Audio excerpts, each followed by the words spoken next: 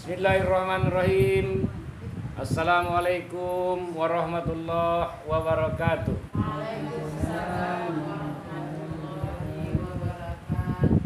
Alhamdulillah, alhamdulillahirabbil alamin, wa bihi nasta'in wa ala umurid dunya waddin.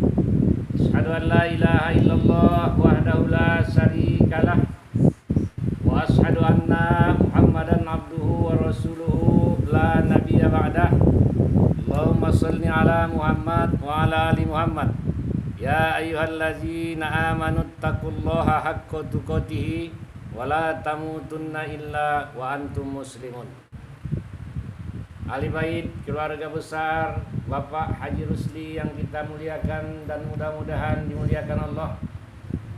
Ibu-ibu, para jamaah majelis talim yang berbahagia, mudah-mudahan kita semua juga akan dimuliakan Allah Subhanahu wa taala. Pertama sekali marilah kita mengucapkan puji dan syukur kehadirat Allah Subhanahu wa taala atas segala nikmat yang telah diberikan Allah kepada kita semua. Yang mudah-mudahan hendaknya dengan rasa syukur kita Allah akan menambah nikmat itu kepada kita dan semoga kita tergolong menjadi hamba-hambanya yang syakirin. Selawat beriring salam sama-sama kita hadiahkan kepada Nabi kita Nabi Muhammad sallallahu alaihi wasallam. Allahumma sholli ala sayyidina Muhammad wa ala ali sayyidina Muhammad. Mudah-mudahan kita semua akan mendapat syafaat beliau di hari kiamat kelak. Amin ya rabbal alamin. Ibu-ibu yang dimuliakan Allah, Hari Raya Fitri telah berlalu. Sudah sebulannya pun habis ya, Bu. Sebentar lagi, sebulan lagi lebih kurang akan masuk pula lah kita Hari Raya Adha. Ibu-ibu yang dimuliakan Allah, kalau Hari Raya Fitri biasanya dimeriahkan dengan pelaksanaan pembayaran zakat fitrah. Itu ciri-ciri Idul Fitri. Kalau Idul Adha dimeriahkan dengan pembayaran, dengan penyembelihan kurban. Nah, ibu-ibu semua dapat kurban ini kan? Sudah, ibu yang sudahlah, yang belum menyusul. Ya, Bu. Ibu-ibu yang dimuliakan Allah, kita ingat balik, kita konang kembali supaya makin lancar awak, supaya makin ingat tentang peristiwa kurban. Nah, ibu-ibu yang dimuliakan Allah, kalau kita bercerita atau berbicara tentang kurban, kita akan teringat akan Nabi Allah Ibrahim alaihissalam. Dia rela mengorbankan putra tercintanya Ismail hanya untuk mendapatkan ridho Allah Subhanahu wa taala. Nah, kepada kita ibu-ibu tidak lagi dibebankan untuk mengorbankan anak, tapi hanya diminta Allah mengorbankan sedikit dari rezeki yang diberikan Allah sama kita. Kasih Allah sudah banyak, keluarkanlah sedikit untuk membayar zakat, untuk membayar kurban, kan begitu, Bu? Tak apalah banyak-banyak diminta Allah, sedikit dari harta yang Allah anugerahkan itu, mudah-mudahan bisa kita laksanakan untuk membayar atau memotong, menyembelih hewan kurban. Nah, ibu-ibu yang dimuliakan Allah, kadang-kadang ada juga orang Islam ini udah banyak pun rezeki, itu enggak aja kurban. Banyakan rezekinya. Kalau kurban jangankan 10 ekor bisa ya. Nah, kambing banyak kambingnya. Lembunya. Tapi kok dia nggak kurban, menjual hewan kurban lagi dia. Itulah bahaya. Kalau sayangnya inilah yang bahaya, ibu-ibu yang dimuliakan Allah. Hendaknya kita janganlah begitu ya kan.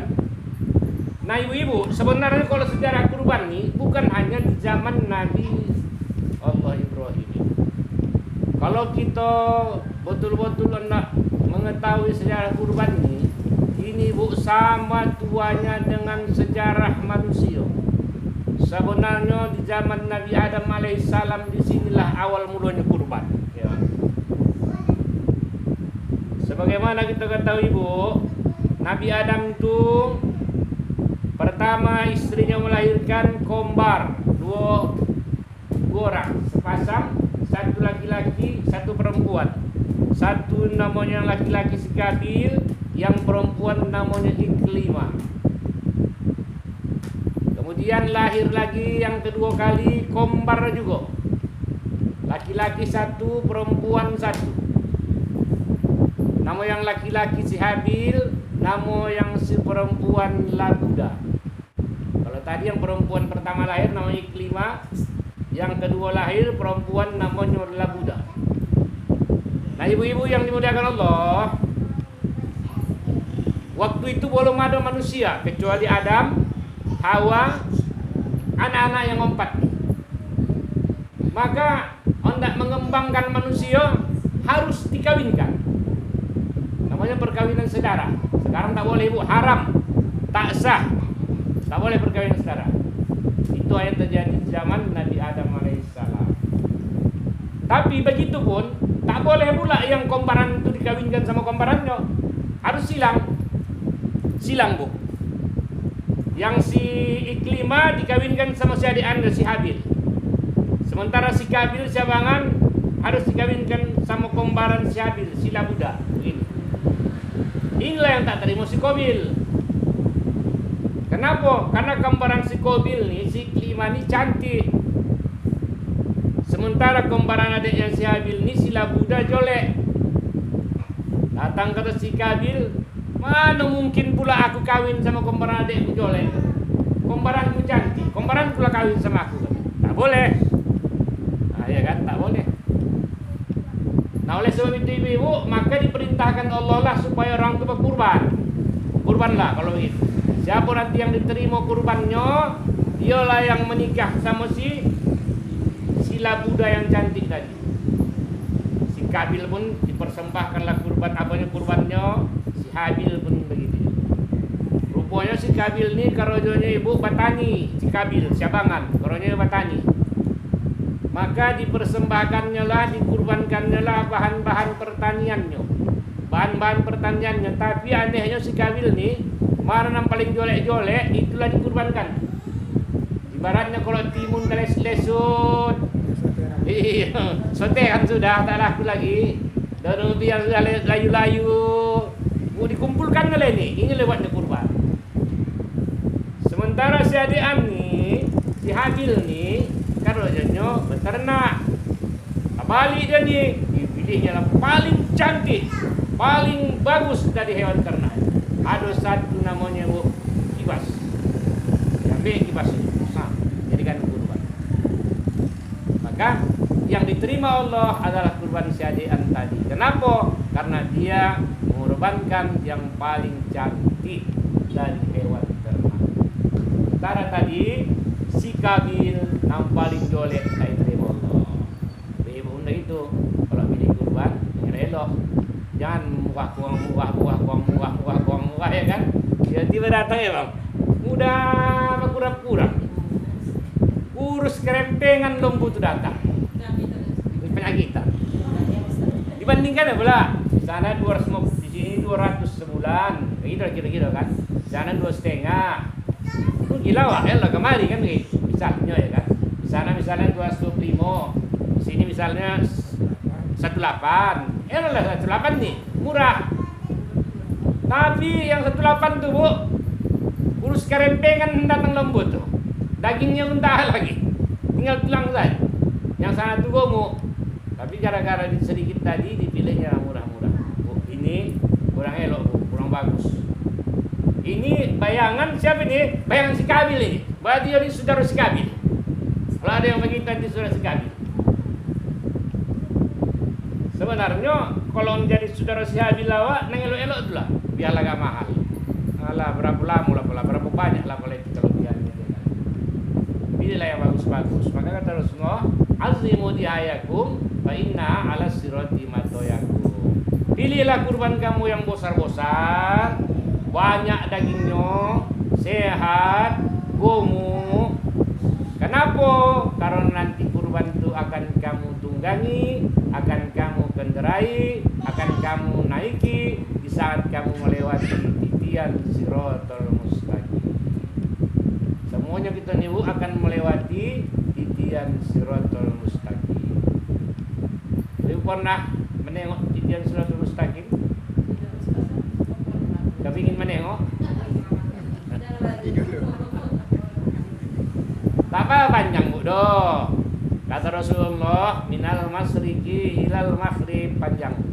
Dari tempat matahari terbit sampai ke tempat matahari tenggelam. Hah? Begitulah panjang. Entah berapa panjangnya. Hanya halusnya kata Rasul lebih halus dari rambut bola 7. Di bawahnya api yang bernyala-nyala. Begitu jatuh bam, terbakar. Naik balik. Jatuh, terbakar lagi.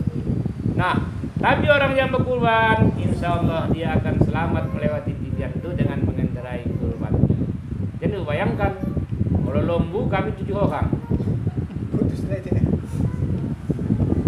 7 orang, gomu-gomu. Oh, udahlah kambing saya lah seekor sendirianku. Kambing pun begini, ada aja ayo. Seekor juga kambing. Bu, tapi yang naik pun gomu juga. Keot juga. Walaupun jauh lah kalau kambing teman jalan ke Nawa ya kan. Nah ibu-ibu ini hanya simbol sebenarnya. Nanti diganti Allah di sana. Allah lah yang membuat kendaraan kita sana. Mungkin Allah buat nanti kambing itu kuat, lembu itu besar kuat, dan mungkin Allah buat kendaraan yang lain. Itu hanya simbol. Tapi kalau ada besar dia dipilih dari sini, yang terbaik juga Allah siapkan sana. Kalau nangkul sekerempengan juga pilih sini, begitu juga lewat Allah nanti kan. Nah, itu manfaat kurban tadi. Kemudian ibu-ibu yang dimuliakan Allah, apa lagi manfaatnya? Tiap-tiap tetes darahnya ibu, setiap tetes darah yang jatuh ke bumi menjadi pengampunan dosa bagi orang itu. Bayangkan ibu lah, kalau misal ditampung itu kayak di ember, darahnya itu siap dipotong, tampung di ember, dititiskan berapa ratus tetes itu, mungkin ribuan tetes, ya kan? Mungkin ribuan tetes ibu. Kalau seluruh darahnya tuh mungkin ribuan tetes. Sebanyak itulah dosa kita yang diampunkan Allah Subhanahu wa taala. Lagu. Kemudian ibu nanti itu akan menjadi kendaraan kita di saat kita dihimpunkan di padang mahsyar. Panas ibu, begini aja ibu tak sanggup berjalan ke darat. Ya bu, kata ada kereta ibu tak datang, yakin aku. Yakin aku tak datang, kata ada kereta. Apalagi berjalan kaki. Ke padang mahsyar tuh berjalan kaki kan ibu. Oh ya bu, matahari saja kalau ribu-ribu nawal lah bu. Keringat tuh sakitnya. Iyalah, banyak amal awak ya kan. Di antara amal itu termasuklah pembayaran kurban tadi. Termasuklah itu, ya kan? Termasuklah itu membayar kurban tadi. Jadi antara amal-amal. Nah, ibu-ibu yang dimuliakan Allah, bayangkan itu, kita akan dihimpun di padang mahsyar. Kalau tak ada kendaraan kita, pastilah kita berjalan ke sana. Padang mahsyar itu bukan dokat bu, bukan sampai sebatas berserompat. Jauh padang mahsyar itu, hanya Allah yang tahu di mana letaknya. Nah, kalau tak ada kurban awak, sudah bu. Tapi jangan ibu takut. Adanya kurban disiapkan Rasulullah SAW. Namanya kurban Madani. Dipikir boros saya Madani. Bukan boros saya bu, ada boros Madani lah. Kurban pun ada kurban Madani. Rasulullah waktu yang boleh kurban, ya Allah terimalah kurban Muhammad dan kurban umat Muhammad. Jadi kurban umat Muhammad termasuk juga lah gitu kan. Tapi bu, yang mendapat Madani di dunia siapa bu? Bang Haji Usi dapat Madani? Tidak kayak dia. Mampu dia. Siapa yang mendapat Madani? Kan begitu bu. Siapa yang mendapat orang yang kira-kira dianggap kurang mampu, walaupun ada yang mampu bu, banyak juga yang kaya dapat, itu salah sasaran. Orang miskin ada tak dapat, salah sasaran. Sebenarnya pada prinsipnya, yang mendapat Madani itu orang yang kurang mampu. Allah tak ada salah sasarannya pak. Jangan bikin nanti ya, untung-untung Allah salah pilih. Ya kan, salah pilih Allah nanti pilihnya wah tidak bu. Mana pula bisa begitu? Itu macam cerita-cerita umur tuh.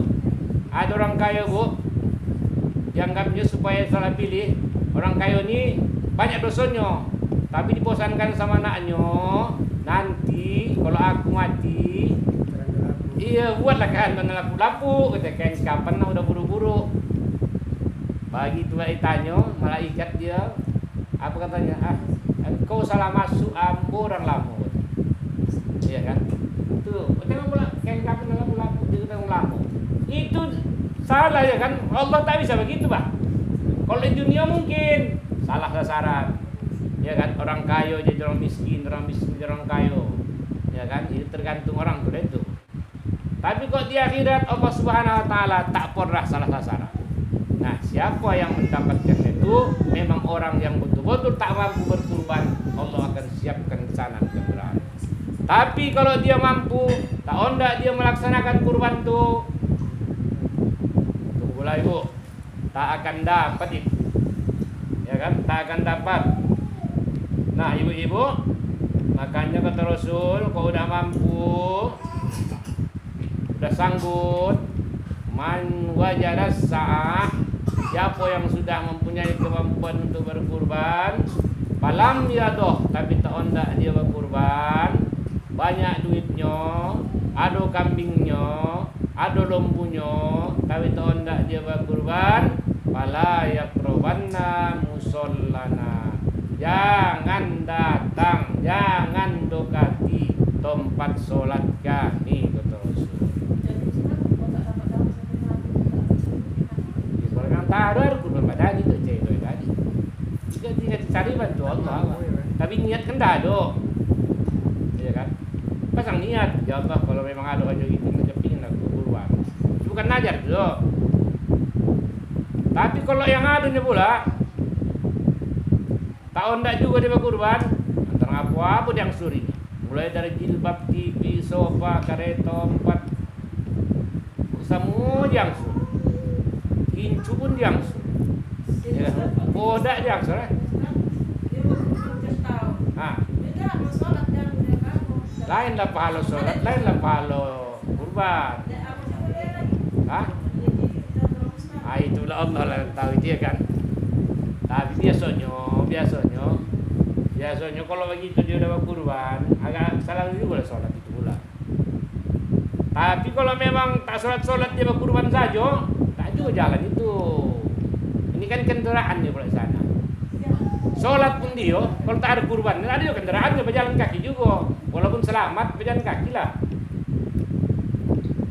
Nah, jadi itu sebenarnya bukan berarti setiap orang yang buat dosa pun dia kok berkurban lepas dia melewati siratal mustaqim itu tidak. Tapi setiap orang yang berkurban adalah kendaraan di sana.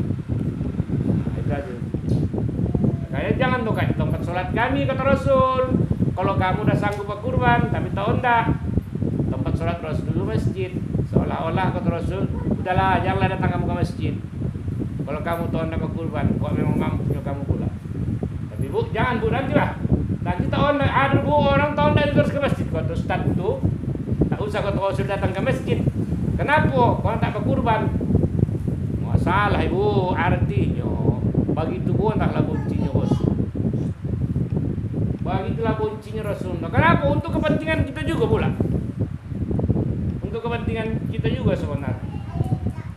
Dan ini merupakan bagian dari rasa syukur kita kepada Allah. Allah udah kasih kita rezeki ibu, maka sebagian dari rezeki itu kita gunakan untuk kepentingan agama yang akhirnya akan kembali juga sama kita. Ini sebagai rasa syukur kita kepada Allah. Ini kasihnya rezeki banyak, kambing kasihnya, lembu kasihnya, duit kasihnya, banyak kebun segala macam kasihnya. Kirain kurban saja sekitar 2,5 juta setahun tak sanggup bau. Tak bisa tahun nih, tahun muka. Tapi tahun muka, tahun berikutnya celengnya sekarang, tak terang. Janganlah pula kau punya pula lembunya pula dipelihara, ya kan? Duitnya lah. Kalau duitnya apa hatinya? Alah, sebenarnya bu, kau onda gitu, kau sekadar kurban kuras lepas lah, ya kan? Tak dapat setahun 2 tahun, tak dapat 2 tahun 3 tahun. Kadang-kadang yang tak mau ya berkurban, ya kan? Apa namanya, remeh gitu kepada kurban dia kan? Menganggap kurban itu enteng begitu. Padahal sebenarnya kurban ini memang sunatan muakkadah, tapi sunatnya ini memang sunat yang luar biasa, Ibu. Nah, ibu-ibu yang dimuliakan Allah, jadi sejarah kurban itu sebenarnya dimulai dari Nabi Adam alaihissalam. Teruslah, Bu, dari Nabi ke Nabi sampailah kepada zaman Nabi Ibrahim alaihissalam ketika dia menyembelih putranya Ismail. Nah, ibu-ibu yang dimuliakan Allah, sebagaimana kita ketahui Nabi Ibrahim ini termasuk Nabi yang kaya, Bu. Kaya, ternaknya banyak. Tiap tahun dia berkurban, tiap tahun dia berkurban, tiap tahun dia berkurban.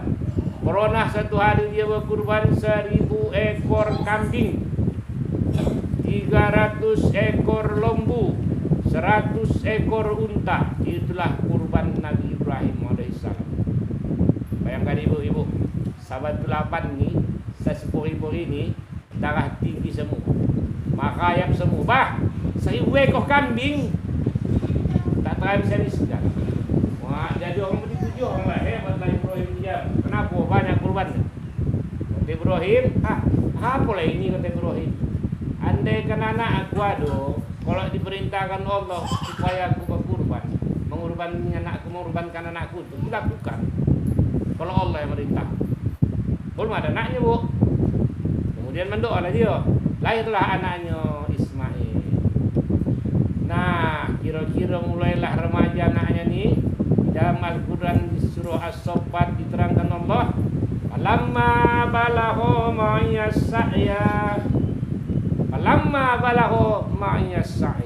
Ketika Nabi Ismail tadi, Bu, putra Ibrahim ini mulailah beranjak remaja, bisalah diajak bekerojo, bisalah membantu Ibrahim, maka pada suatu malam bermimpilah Nabi Ibrahim. Kebetulan malam dia bermimpi pertama itu tanggal 8 Zulhijjah. Malam tanggal 8 Zulhijjah. Begitu dia terbangun, Ibu, pagi-pagi itu, tapi kiralah dia, aku mimpinya tadi malam. Mimpinya tuh Allah seolah-olah datang mengatakan sama dia, wahai Ibrahim, laksanakanlah najar kau. Apa najarnya, Bu? Dulu katanya, kalau Allah meminta putra untuk korbankan. Begitu dia terbangun pagi-pagi itu, bingunglah dia berpikir, ini mimpi ini dari Allah atau dari setan? Kalau lah mimpi dari Allah, pikir Ibrahim, manalah mungkin Allah menyuruh ayah menyembelih anaknya. Tapi sebaliknya, kata Ibrahim dalam hatinya, kalau ini dari setan, tak juga lah mungkin pula setan bisa memimpikan Nabi. Bingunglah dia, Bu. Bingung dia, ragu dia. Tapi begitu pun Ibrahim diambilnya juga lah 100 ekor lembu yang gemuk-gemuk disembelih. Terang, datang api dibakar. Jadi mimpi yang pertama Nabi Ibrahim terjadi pada malam 8 Zulhijjah, ya Bang.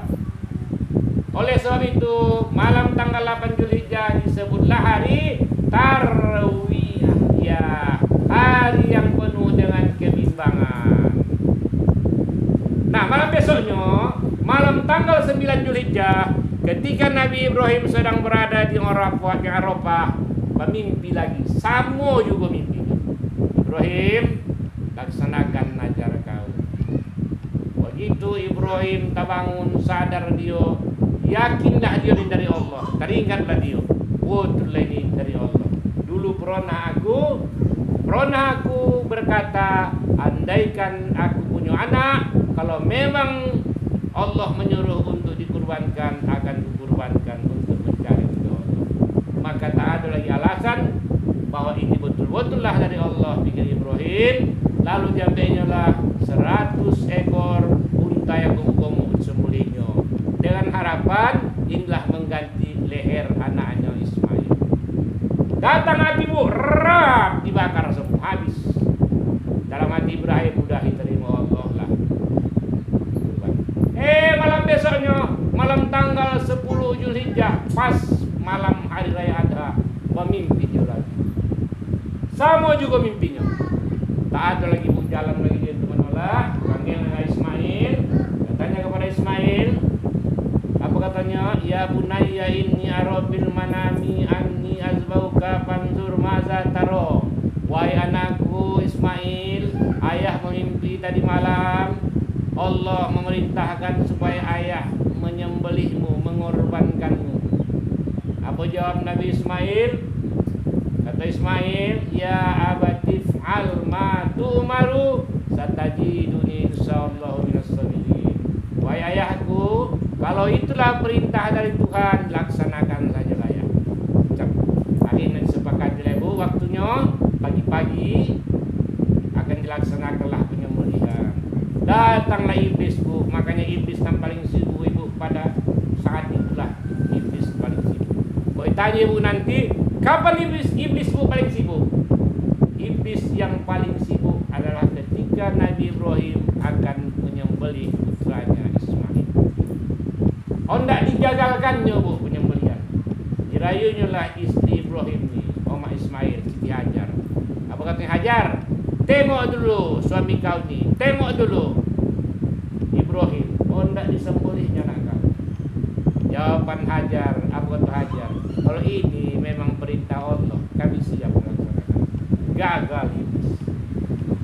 Kemudian diraihnya pula lagi Bu Ibrahim. Ibrahim, kenapa pula kau tidak kau menyembelih anak kau? Mana pula kau tidak mengikut perintah Allah? Anak kau tidak bersembelih. Kalau ini perintah Allah, kami siap melaksanakan, kata Ibrahim. Akhirnya dirayu oleh si anak dia. Ini si anak lain dipikirnya. Oh, mak udah gagal, ayah udah gagal, si anak pula. Dan dirayu Bu Ismail, jangan hendak kau, lari kau, jangan hendak kau disembelih ayah kau.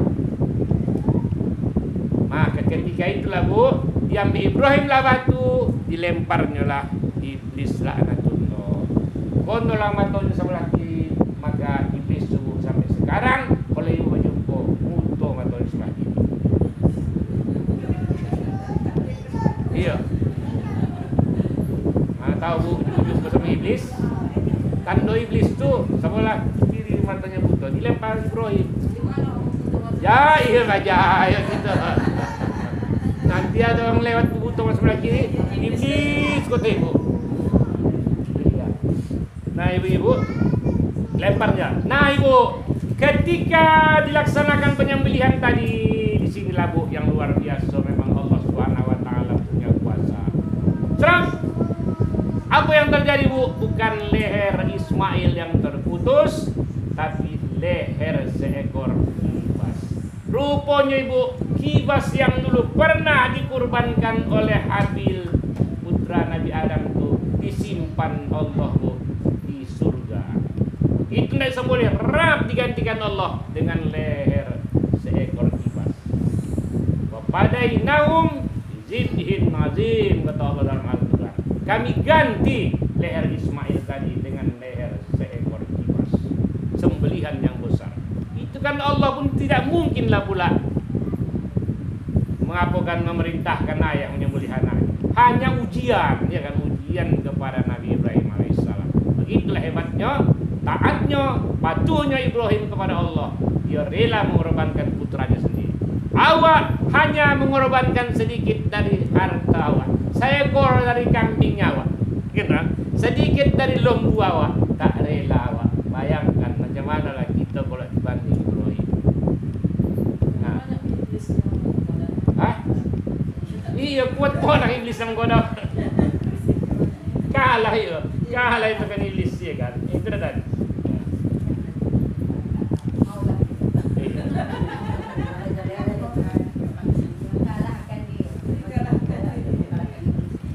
Iyalah, pokoknya dia.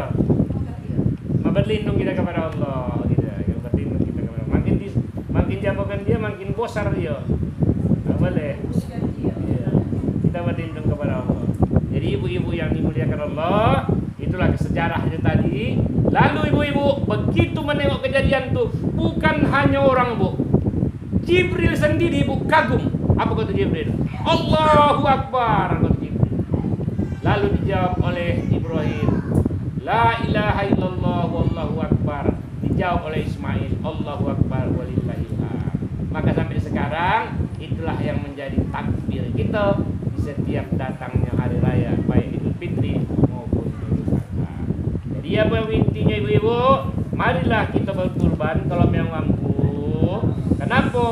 Karena ini juga bu termasuk jadi hablum minallah wa hablum minannas.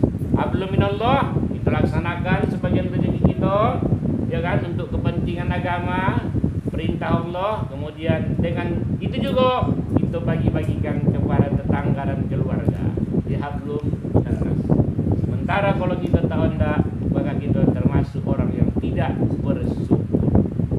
Makanya kata Allah, walaqad makkannakum fil ardi wa ja'alna lakum fiha ma'aisha qalilan ma tashkurun. Sudah menjadikan kamu tinggal di bumi, beri kamu kehidupan yang layak di sana, tapi kamu sedikit bersyukur. Kenapa tidak mau bersyukur tadi? Karena kita takut sekali harta kita yang sedikit itu hilang. Padahal itu bu sebenarnya pada hakikatnya tak hilang. Itu akan kita dapatkan nanti di akhirat. Dan tidak akan mengurangi bu, tak mengurangi bu, malah ibu tak bakal miskin gara-gara. Jangan ibu menganggap, bu, buktikan ibu, tak ada orang yang miskin dia gara-gara berkurban.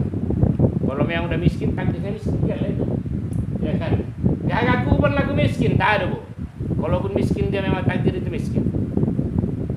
Tak mungkin betah miskin. Jadi jangan takut ibu-ibu. Nah ibu-ibu, ada pertanyaan ibu. Ada juga mengatakan, aku belum pakai kah aku, bolehkah aku berkurban? Boleh. Tak ada hubungan kikah dengan kurban. Usah pakai kah pun ibu, tak apa-apa berkurban. Kalau anda pakai kah juga pula 2 kali jadi, ya kan? Harus didawa pakai kah, berkurban. Tambah bagus itu. Tapi kalaupun tak pakai kah, boleh berkurban. Nah, kalau orang tuaku boleh berkurban nih, udah meninggal dia, dan dia tak pernah wasiat ibu. Kenapa kalau wasiat dulu sanksi dia karena miskin anakku nanti tak bayar-bayarkan nih kurbanku nih. Sekarang ada rezeki awak, enggak dikurbani oleh orang tua awak, tapi dia dulu tak ada wasiat. Boleh. Samo dia tetap mendapat seperti orang yang berkurban. Tak ada masalah. Jadi ibu, jangan ibu takut gara-gara tak akikah. Kalau tidak ibu berkurban, tak ada hubungannya. Kemudian kalau udah meninggal pun orang bisa dikurbani walaupun dia tidak pernah berwasiat, tak ada masalah. Samping itu ibu, kalau bisa satu keluarga itu semua berkurban. Jangan ibu anggapan begini, satu orang berkurban tak lepas satu keluarga. Ceritanya dia kan tak bisa begitu bu, karena dia terpulang kepada pribadi masing-masing. Kalau berkurban awal lepas. Nah ibu-ibu, orang yang berkurban boleh makan kurbannya. Ibu kalau berkurban, tapi kurban sunat begini bu, boleh ibu makan selama 3 hari. Jangan lebih 3 hari. Nek boleh ada tinggi ibu besok. Bang cokok. 3 hari boleh bu. Sepertiga dari kurban ibu itu boleh ibu makan. Boleh ibu simpan selama 3 hari. Waddahiruhu salasatayam. Boleh ibu ambil sepertiga, ibu simpan selama 3 hari, ibu makan. Tapi kalau kurban najar tak boleh. Ini hanya boleh kurban sunat. Kalau najar tak boleh ibu. Nah ibu-ibu yang dimuliakan Allah, mudah-mudahan hendaknya kita semua dapat melaksanakan kurban ini. Mudah-mudahan hendaknya kita diberikan Allah rezeki supaya kita bisa berkurban. Dan kalau bisa kita mengurbani saudara-saudara kita yang belum mampu berkurban. Entah suami, entah itu anak, ya kan? Mudah-mudahan bisa kita laksanakan kurban mereka. Jangan awak saja bu yang naik kendaraan sana, tapi naik seluruh keluarga awak ikut naik kendaraan. Nah ibu-ibu yang muliakan Allah, itulah ceramah singkat kita sore ini. Semoga ada manfaatnya buat kita semua. Amin ya rabbal alamin. Billahi taufiq wal hidayah. Assalamualaikum warahmatullahi wabarakatuh.